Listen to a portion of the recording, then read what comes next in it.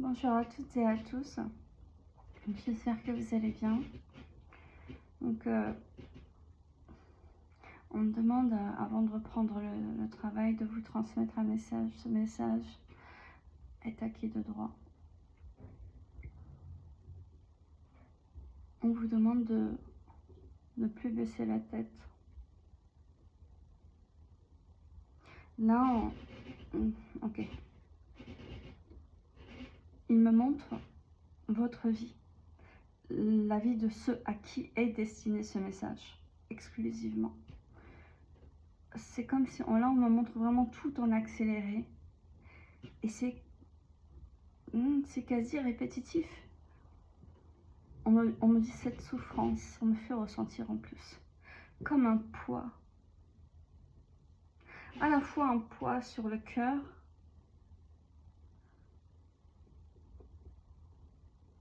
Et vous avez oscillé avec des moments de vide.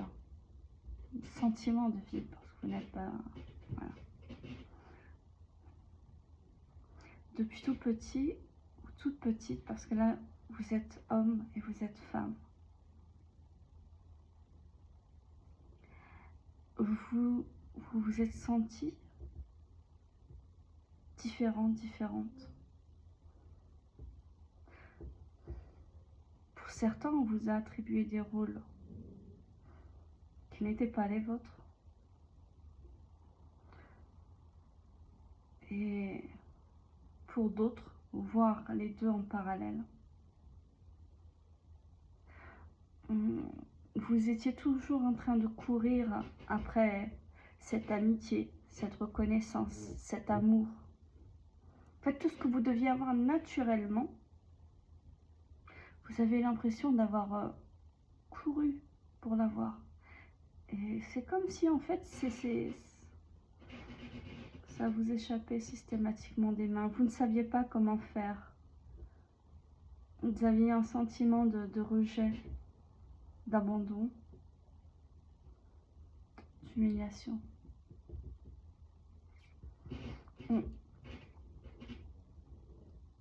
On me dit que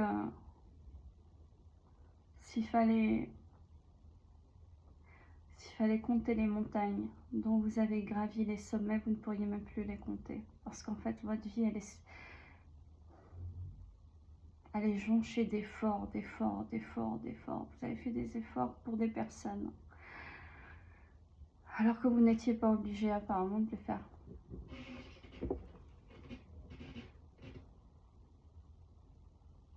Vous les faisiez comme... en fait,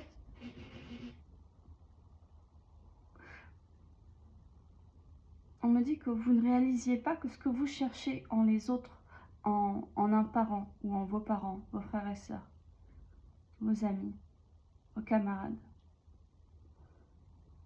ben vous l'aviez déjà en vous. Vous pouviez vous l'apporter à vous-même. On me parle d'insécurité de l'enfance. Vous aviez cette insécurité qui s'est traduite au travers de vos relations en grandissant. On me dit dès l'adolescence, c'était flagrant. Alors je ne sais pas pourquoi, il me montre 23-24 ans, aux alentours des 23-24 ans, il y a peut-être une relation, on me dit choc, quelque chose. Il y a quelque chose, pour certains d'entre vous, pas tous, mais qui s'est passé, en fait, qui aurait pu vous réveiller, mais vous vous êtes enfermé dans cette peine, dans cette souffrance. Comme si cette boucle pour vous, vous l'aviez déjà tellement faite, vous aviez déjà tellement donné, tellement fait d'efforts, tellement essayé de comprendre les autres, que c'était peine perdue. En fait, non, ça n'était pas, et ça n'est pas, et ça ne sera jamais. Ça ne le sera jamais.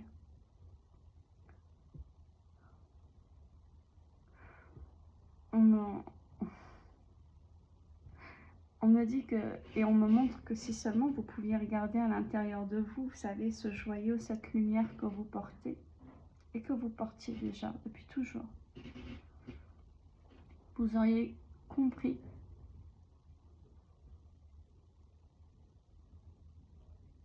que vous pouviez en fait vraiment vous sentir bien, même seul. Parce que le faire et l'accepter aurait fait que vous aurez directement en fait, sans chercher à attirer par la suite les autres. On me dit même les plus superficiels. Je suis désolée, excusez-moi.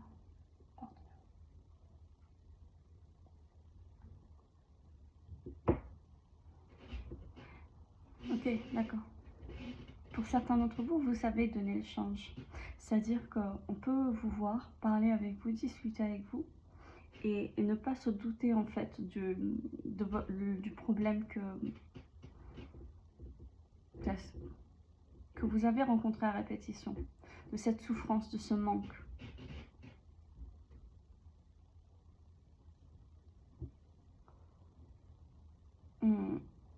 Ok. Vous avez des dons.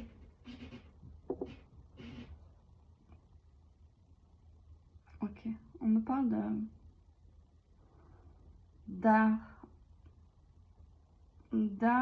divinatoire, d'astronomie, la peinture, les mathématiques. Bienvenue au club. Si vous aussi vous aviez... je suis une as pour créer mes propres formules. Je sais pas, ça fait partie des différences qu'on a.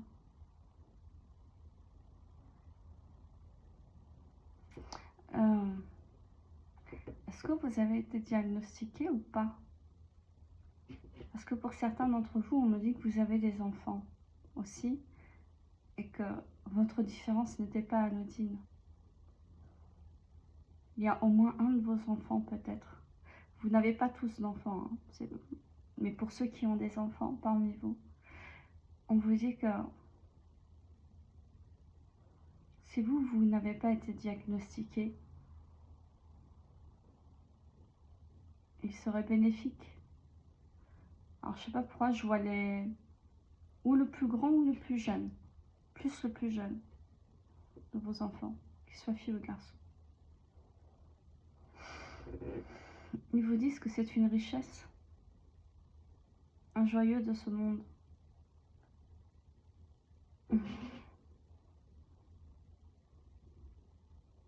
Un atypisme dont on pourrait louer les bienfaits. En fait, vous avez de grandes qualités, mais c'est comme si vous aviez du mal à les voir ou à les accepter. On me dit les voir carrément.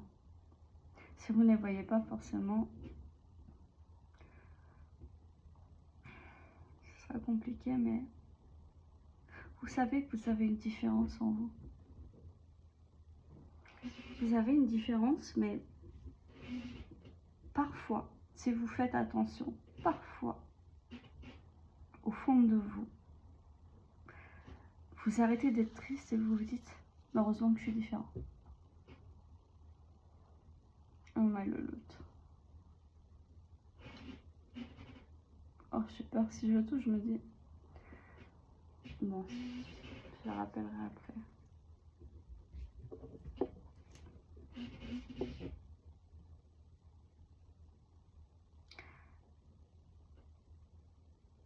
Ok.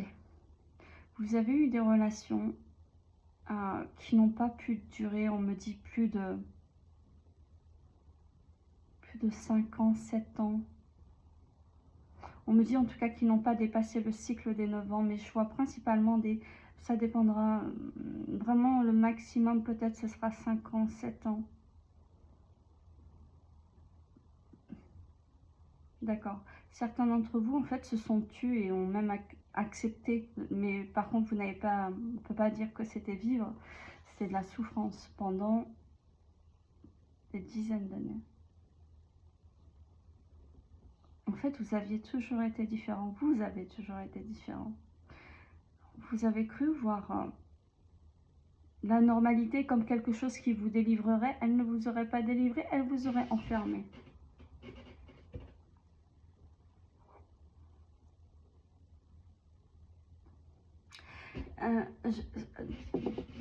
On me montre que trop de fois dans votre vie, vous avez, ok, c'est ça qui voulait vraiment le plus vous transmettre là, dans ce message. Ouh, je ressens de la tristesse, de la peine, un manque de confiance. Pas un petit, hein. C'est presque un vide. Quelque chose de... Vous savez, quand on est... pour ceux qui ont le vertige, par exemple, et qui regardent en bas, ça doit faire à peu près la même chose. Ben, c'est carrément ici, quoi. En fait, trop de fois dans votre vie, vous avez... Je vous vois la tête baissée. Et en fait, vous n'avez plus de force. J'ai envie de pleurer. Vous n'avez plus de force. Et vous continuez, en fait. Vous continuez d'avancer. Vous faites des efforts. C'est pas pour vous que vous faites ça. C'est toujours pour il, elle, eux. Parce que ce problème-là, il n'est pas qu'en couple. Il était là déjà dans votre foyer vraiment votre cocon, c'est-à-dire avec vos parents, avec vos frères et sœurs, avec tout en vous construisant tout au long de votre vie, vos camarades. Vous avez fait des efforts et là je vois qu'en fait vous avez la tête baissée. C'est comme si vous étiez presque endormi. C'est vraiment, je suis désolée hein, pour ce que j'essaye de vous montrer, mais parce que c'est difficile de vous transmettre ce que je ressens, ce que vous avez ressenti, plus qu'on me montre en même temps. C'est comme si en fait, vous en étiez arrivé à faire des efforts de force. Par force, vous êtes forcé, vous êtes poussé alors que vous étiez vidé. Vous êtes forcé, on me dit, à gravir des montagnes que vous n'aviez pas à faire. À gravir, à monter, vous vous êtes éprouvé vous-même en voulant, on me dit, plaire aux autres, en voulant acquérir votre place, mais votre place, vous l'avez toujours eue. Il faut que vous vous la donniez à vous-même. Quand vous la donnerez à vous-même, alors les autres vous la concéderont automatiquement. Ça vient de soi.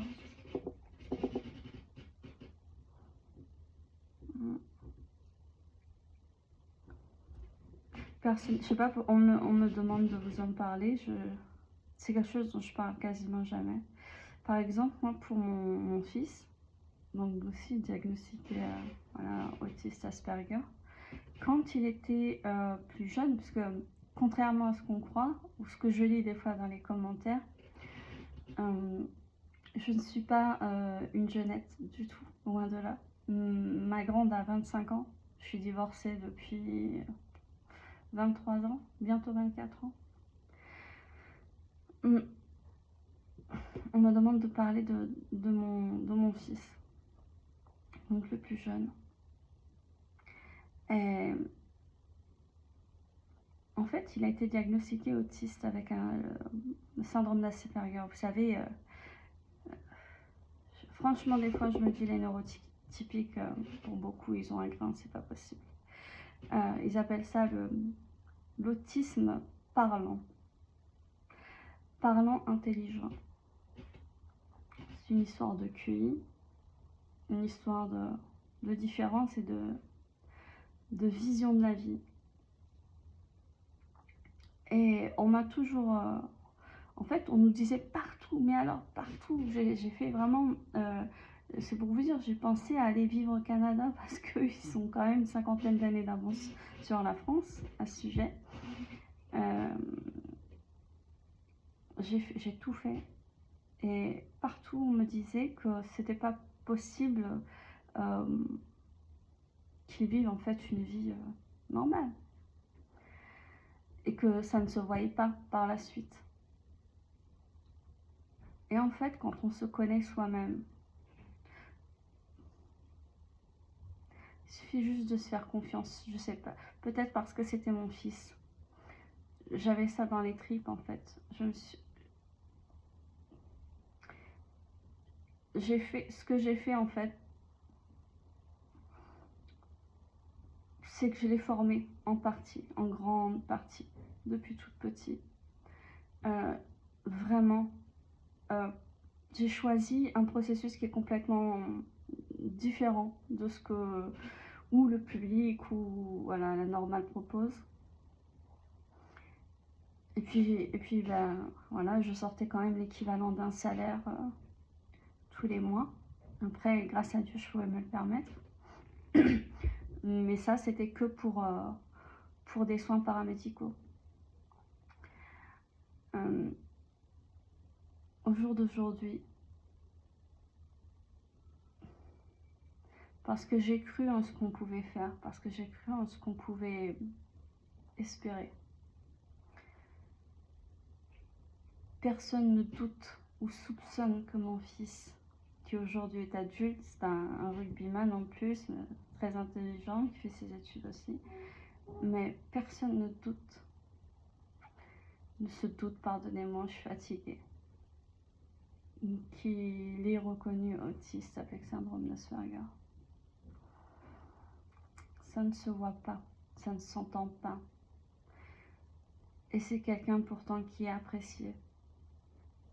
Apprécié quand vous le sortez de sa chambre lorsqu'il joue avec ses amis, mais dès lors qu'il sort, c'est quelqu'un qui est apprécié pour sa vision de la vie de manière générale. Et tous les traits autistiques qui sont quand même plus importants, il faut le savoir, chez les garçons que chez les filles.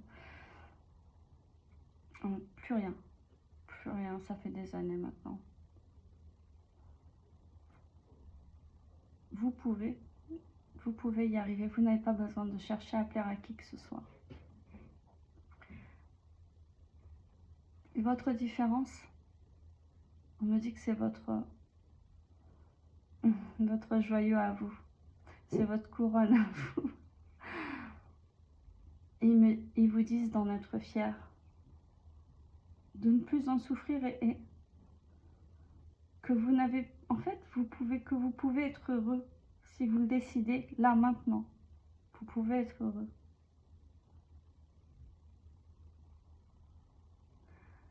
Ok. Ils vous disent que il vous suffit juste de faire quelques efforts et ils vous présenteront des occasions. Des occasions de quoi?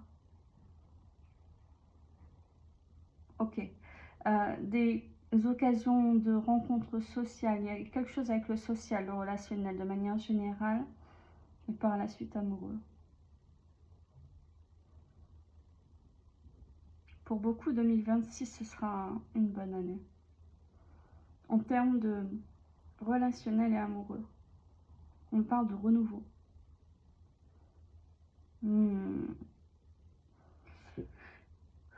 Ça va vous faire, on m'envoie, parce que vous allez ressentir vraiment comme une vague douce et fraîche en même temps. Je ne sais pas comment vous l'expliquer. C'est plein de joie, de bonheur.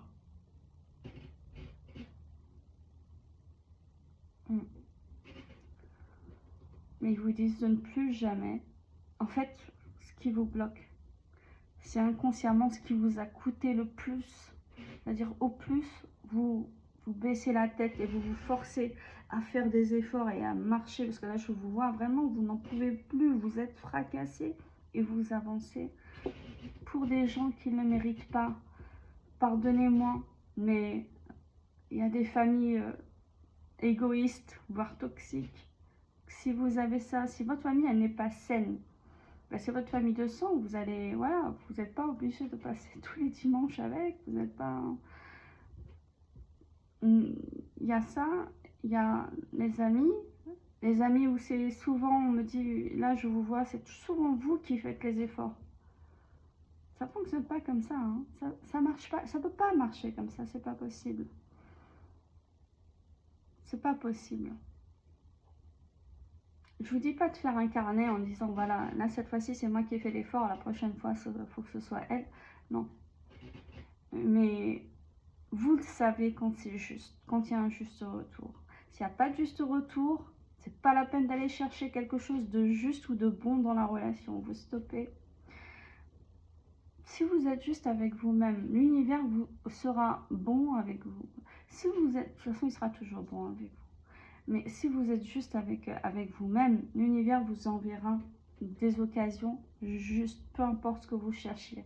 Amour, amitié, ça viendra, vraiment.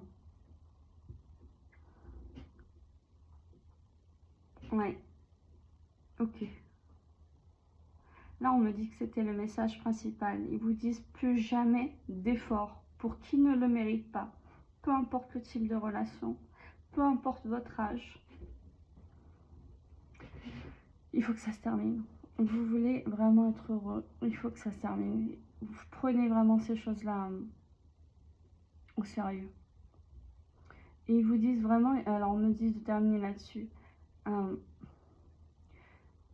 vous n'avez pas à rougir de votre différence, vous n'avez pas à être triste de votre différence, parce que c'est ce qui vous rend rare, c'est ce qui vous rend beau. Et c'est comme un moteur à votre lumière, c'est ce qu'on me montre, c'est vraiment comme un moteur, comme il fabrique de lumière. Mais arrêtez de donner qu'aux autres, donnez-vous à vous-même, la moitié déjà, une fois que vous en êtes, je dirais pas repu, mais bon, voilà, vous m'avez compris. À ce moment-là, donnez, mais donnez d'abord à vos enfants, si vous en avez. Et puis, progressivement, mais toujours à qui le mérite. Ne donnez pas aux gens qui ne méritent pas. Les gens qui ne méritent pas vont vous vampiriser, qu'ils soient conscients ou inconscients. Et c'est une injustice que vous vous faites. Si vous faites vous-même injustice, vous ne récolterez que ça. Donc soyez juste avec vous-même. Aimez-vous vous-même. Apprenez à vous aimer. Cuisinez-vous un petit plat. Chaque semaine, vous vous faites un plaisir. Je sais pas moi, pour les femmes, vous faites un soin de beauté et un petit plat. Pour les hommes, vous vous mijotez un petit plat et je sais pas, vous vous faites un petit plaisir en plus, un petit extra. Chaque semaine, apprenez à vous donner de l'amour et de l'attention. Pas que de l'amour et de l'attention. Vous allez vraiment, vous allez vous y habituer, vous allez développer en fait cette envie en fait de vous faire plaisir, cette envie de vous respecter, de vous faire respecter parce que ça va s'instaurer naturellement. C'est pas grand chose, un petit plat par semaine, vous vous le mijotez et en plus de ça, vous vous faites un petit plaisir. C'est pas grand chose, mais là c'est nécessaire pour vous. On me dit que c'est vraiment ce qu'il vous faudrait en fait.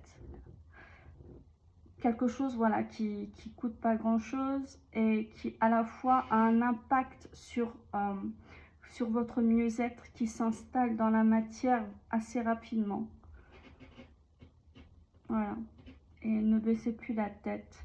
Ne vous forcez plus à porter des choses, à faire des choses que vous n'avez pas envie de faire pour des gens qui ne sont même pas reconnaissants, pour des gens, pardonnez-moi, mais qui ne méritent pas. Qui ne méritent pas. Voilà. Sur ce, je vous embrasse et quand je vous embrassais 23-33. Vraiment, vous pouvez y arriver et moi je commencerai aujourd'hui. De toute façon, vous allez y arriver par la grâce de Dieu. J'espère que, parce que là ces derniers jours, j'ai pas pu envoyer forcément toujours un soin à travers mes guidances, mais là juste dès que je reprends des forces, parce que là je suis gonflée, j'ai mal, ça va revenir, mais je vous enverrai des soins au maximum. Parce que pour les nouveaux, vous ne le savez pas, mais je vous envoie des soins au travers de ma voix quand je fais les guidances. Et c'est pour ça que beaucoup d'entre vous, en fait, depuis que vous me suivez, certains d'entre vous, vous avez du mal à ne pas regarder quand je fais une vidéo, vous avez le besoin, mais c'est parce qu'en fait, c'est le soin. C'est pas moi, en fait, c'est pas ma personne qui vous manque, c'est le soin. Mais c'est juste le temps que vous en ayez besoin. Après, quand tout ira bien, vous n'aurez plus besoin voilà, de me regarder, de m'entendre. Et c'est bénéfique, enfin, c'est nécessaire pour beaucoup d'entre vous. Surtout ceux qui n'ont pas les moyens de s'offrir mes services. c'est la moindre des choses en fait que je puisse faire. Voilà. Je vous aime mon Dieu. Je vous aime aussi en mon nom propre. Parce que je me suis attachée à vous, à force de vous lire, à force de... Après, il y a mes clients aussi. Mais je trouve que rares sont mes clients de la sphère, enfin mes clients locaux ou de mon autre société qui m'ont touché profondément. Mais sur YouTube, je trouve que j'ai rencontré grâce à YouTube des personnes que je ne pensais pas rencontrer un jour dans ma vie. Vraiment des âmes, des hommes et des femmes qui ont travaillé sur eux. J'ai l'impression tout au long de leur vie, ou bien qu'ils se sont arrivés net d'un coup dans leur vie et qui ont travaillé, mais qui, lorsqu'ils ont décidé de travailler, l'ont fait vraiment. Et ce que moi je trouve, en dehors des blocages que je vous retire, ou bien des sorts, ou bien, c'est vraiment des personnes extraordinaires, lumineuses, positives. Et surtout, des croyants. Il n'y a quasiment pas une personne que je soigne et qui, juste après, ne retourne pas. Je sais pas, est-ce que c'est dans mes énergies, est-ce que dans mes énergies, il y a aussi ma foi? Parce que quand je vous soigne, vous retournez à l'église, vous y allez régulièrement, que ce soit à l'église, à la Sina, ouais, il y a quelque chose, mais c'est principalement à l'église. Sur ce, je vous embrasse. Je vous l'ai dit, je vous aime en Dieu et à mon nom propre. Et je vous dis à très bientôt.